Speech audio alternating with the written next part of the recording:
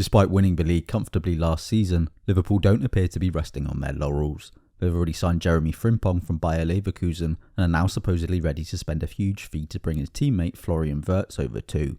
So what is so special about Wirtz that Liverpool are willing to part with over £100 million to secure his services? One of the first things that strikes you about watching Wirtz is that he doesn't move like a stereotypical German player.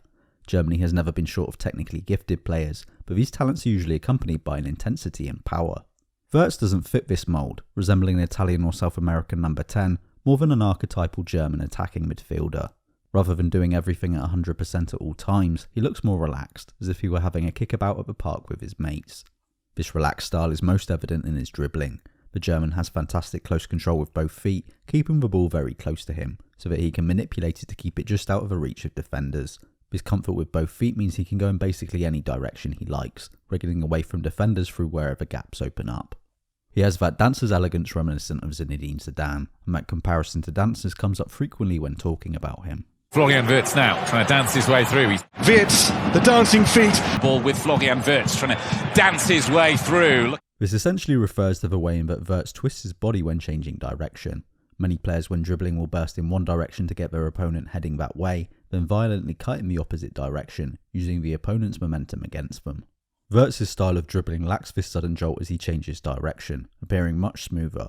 This is enabled by two things. Firstly, he keeps the ball very close to his feet, meaning he's not having to basically catch up with it and pull it back in the opposite direction every time he wants to cut back the other way.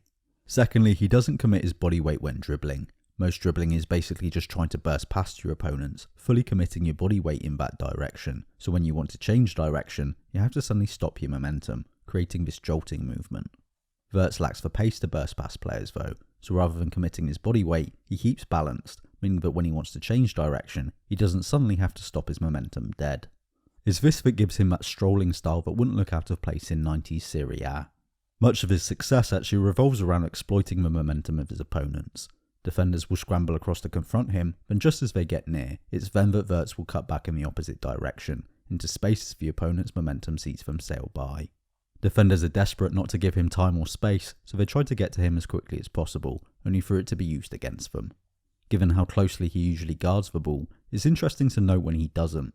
Typically these bigger touches are done to move away from whoever's following him, giving Wirtz space. Wirtz can be very deceptive in these changes of direction, aided by his technical ability. For example, here we see him shaped to cross in the box. Literally everything here about his body shape screams that he's going to cross the ball, yet he instead curls his foot around the ball to check back inside and set up Frimpong. Or here, Wirtz attacks the box and cuts back again, clearly shaping to shoot to the far post. We can even see his standing foot pointed in that direction, yet he instead cuts across himself to fire it inside the near post. We can see what an unnatural movement this is by how his feet end up after shooting. This deception can also be seen with his passing. Wirtz will shape his body to send the ball one way, only for it to go the other. He not only has the technique to pull off these passes, but he has the vision to spot them, finding little pockets of space to pick up the ball between the lines, then slipping it through to runners in behind. It's clear to see where he would fit in with Liverpool's attack. One criticism you could make of these through balls is that they can sometimes be a little weak, requiring the forwards to slow down to collect them rather than running onto them. He also likes to try these little chipped through balls, yet they never seem to work out, perhaps a little too difficult for the receiving player to control under pressure. Wirtz's longer range passing is also very good, capable of dropping back and feeding the attackers as they run in behind. Once again though, these passes can sometimes lack pace, floating in the air rather than zipping through it, potentially slowing down attacks. Wirtz also likes to drift out to the flanks, particularly the left, but his crossing can be hit and miss. Rather than simply trying to hit dangerous areas quickly, he tries to pick out pinpoint crosses. When he manages it, these crosses can hardly be better. However, when they lack this accuracy, they are easy for the defenders to repel. Wirtz himself can be a real goal threat. With his comfort keeping the ball so close to him, he doesn't need to get it out of his feet and set himself before shooting, meaning he can get shots away quicker in little space, making them harder to see coming. He will often shoot low under the goalkeeper and can finish with either foot. Happy to hold back around the edge of the area, slightly behind play to receive the ball facing goal, he can also shoot from distance. Here we can see him creating space for himself. Initially holding back, the defender steps up, so Wirtz makes a run as if to attack the box, and then when the defender drops off, he cuts back again, although the pass getting played behind him slows down his ability to take a shot.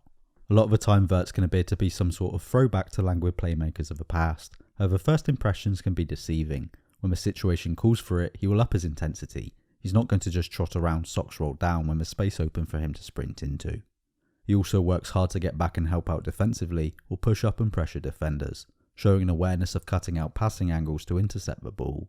One question mark is over his physicality. He shows a willingness to put himself about a bit, but he's not exactly going to be pushing anyone around. The Bundesliga is probably the closest league in style to the Premier League though, and he has excelled there. While at just 22 years old, he's still not done growing yet, and so should fill out a little over the coming years. It would be hard for any player to justify the kind of massive fee being bandied around, yet both his talent and how he would fit into Liverpool's setup make him a surer bet than most. If you enjoyed this video, please like and subscribe to support the channel. You can get updates on what I'm doing by following on Twitter and Facebook, links are in the description, but most importantly by supporting Holding Midfield on Patreon. Without financial support, I can't justify the time it goes into making these videos to keep the channel alive while also receiving access to premium content. Thanks for watching.